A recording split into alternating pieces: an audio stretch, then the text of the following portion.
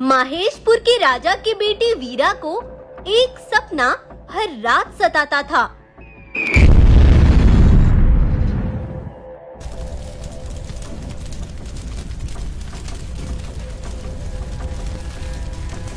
डरा घबराया वीरा जब सपने से जागा तो एक गाय उसके पास एक खत लेकर आई। जंगल के बाहर से तुम्हारे लिए एक खत मिला है महाराज, न जाने इसे कौन छोड़ कर गया है। मैं तुमसे मिलना चाहता हूँ, तुरंत लिखे गए हुए पते पर आ जाओ। वीरा अपना सारा काम छोड़कर उसी पते पर पहुँच जाता है जहाँ उसे एक भालू मिलता है। मैं प्रजा की नजरों में मरा हुआ वो जानवर हूँ जो मौत को छूकर बाहर निकल आया था। मैं आज तुम्हें वो सच बताने वाला हूँ जिसे जानना अब तुम्हारे लिए बहुत जरूरी है। ये कहानी है 20 साल पहले। माहेशपुर के राजा शिवा की पत्नी जब दुनिया छोड़कर चल बसी थी, उसके बाद से शिवा ने अपने बेटे वीरा की जिम्मेदारी राधे बाग पर डाल दी थी।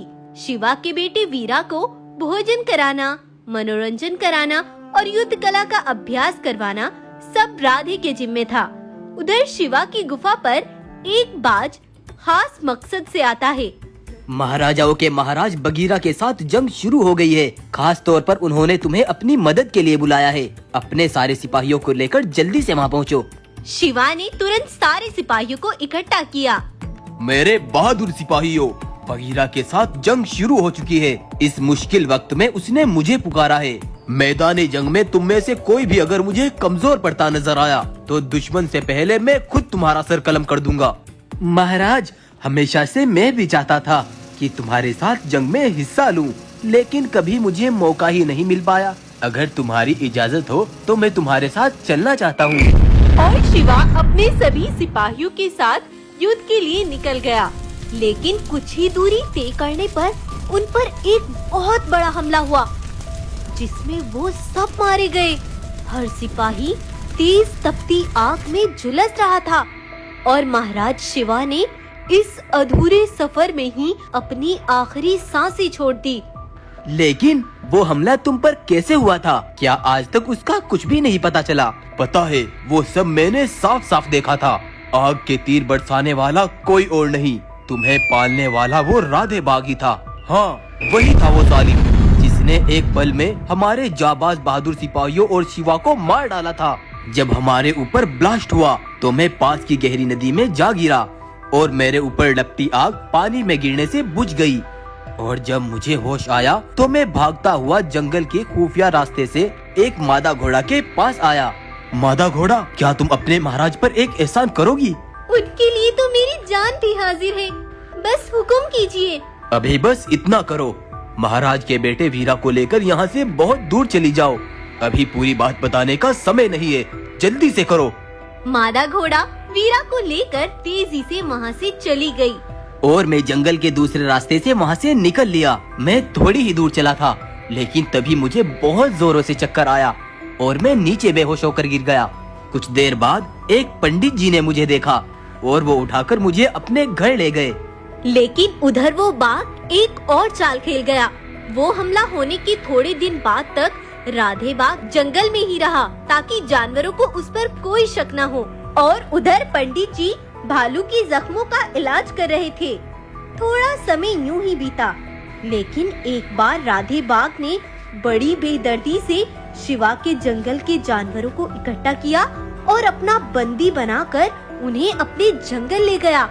पिताजी, आज से 20 साल पहले जो कसम खाई थी मैंने, उसे पूरा कर दिया है और उसके ये जानवर अब हमारे गुलाम बनकर रहेंगे। और बेटा वीरा, अब तुम जिस जंगल में रहते हो वो तुम्हारा असली जंगल नहीं है। पंडित जी की देखभाल करने के बाद जब मेरी तबीयत संभली तो मैंने पंडित जी से अलविदा लिया और अपना भेष बदलकर ठाकुर के जंगल तक पहुंच गया। और मैंने देखा वहाँ राधे अपनी जीत का बड़ा जश्न मना रहा था। तब मैंने वहाँ खड़े एक सिपाही से पूछा, अरे भाई, यहाँ किस जीत का जश्न मनाया जा रहा है?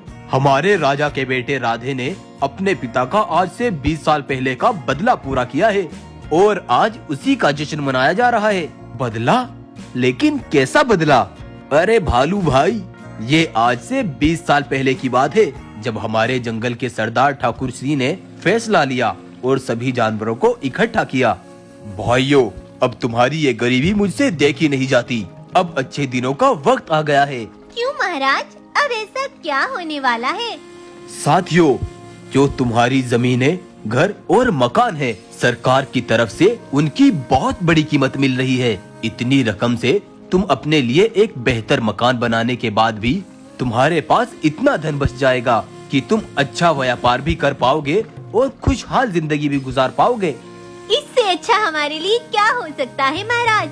ये आपने बहुत अच्छा फैसला किया है। हम अपने घर, मकान और जमीनें देने के लिए तैयार हैं। अगले दिन ठाकुर ने सरकार से उनकी जमीनों का पैसा ले लिया और उस सारे पैसे को लेकर वो खुफिया रास्ते से निकल गया। लेकिन ये खबर पास के जंगल के राजा शिवा को पता चल गई और वो अपने सिपाहियों के साथ ठाकुर तक पहुंच गया। तुम खुद को बहुत बड़े होशियार समझते हो।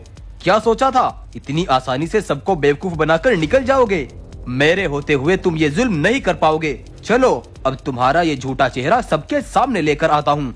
शिवा ठाकुर को घसीटता हुआ उनके जंगल तक ले गया। साथियों, ये तुम्हारा राजा फ्रॉडी है।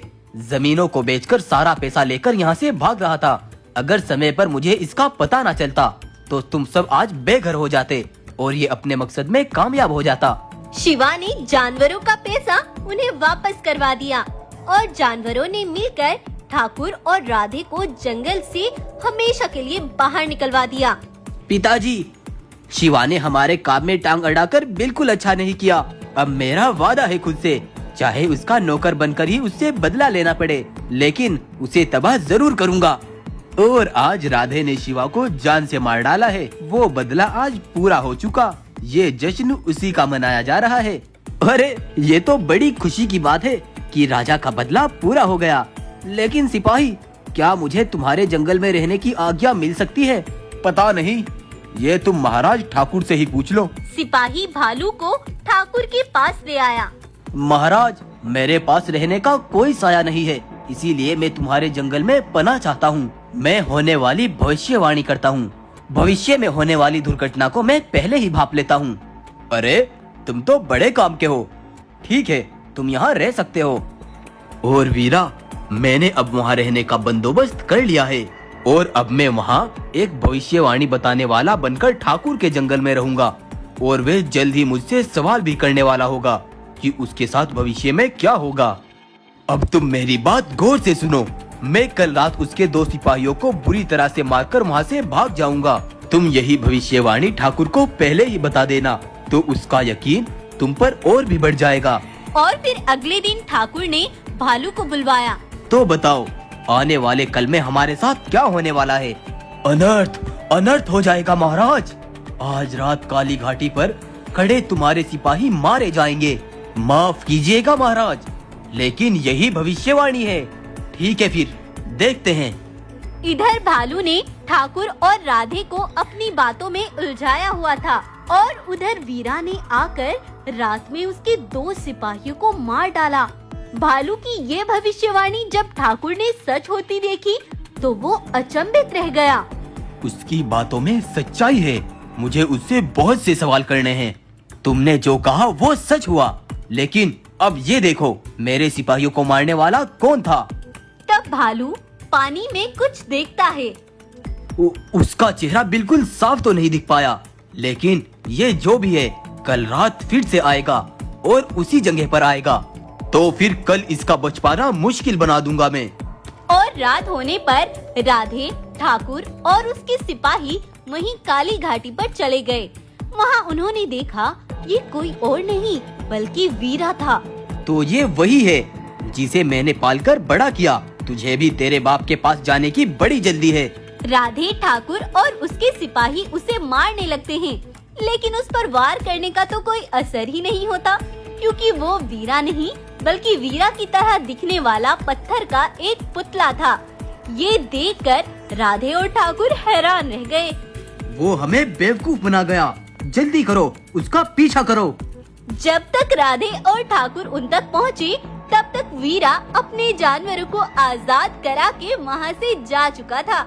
लेकिन भालू दुश्मनों की निगरानी पर था। राधे ने उसे देख लिया और तेजी से जाकर उस पर बुरी तरह टूट पड़ा। बेचारा भालू यहाँ मारा गया। इधर वीरा ने अपने जंगल में अपने जानवरों को आजाद तो करा लिया, लेकिन भालू के वापस ना लौटने पर वो समझ गया कि उन जालिमों ने उसे मार दिया। आज तुम सब जो सही सलामत उस जालिम राठौर की कैद से निकल आए, ये सब उसी भालू की मेहनत है। उसने अपने प्राणों को गवाकर तुम्हें आजाद कराया है। उन जालिमों ने उसे मार डाला, लेकिन वो हम सब के दिलों में मरकर भी हमेशा अमर रहेगा। और उसके बाद वीरा अपने पिता की तरह ही अपने जंगल को संभाल लेता है। तो दोस्तों, ये कहानी आपको कैसी लगी हमें कमेंट करके जरूर बताइए। और अगर आपको कहानी पसंद आई है तो इसको लाइक करना और शेयर करना बिल्कुल मत भूलिए। Thank you.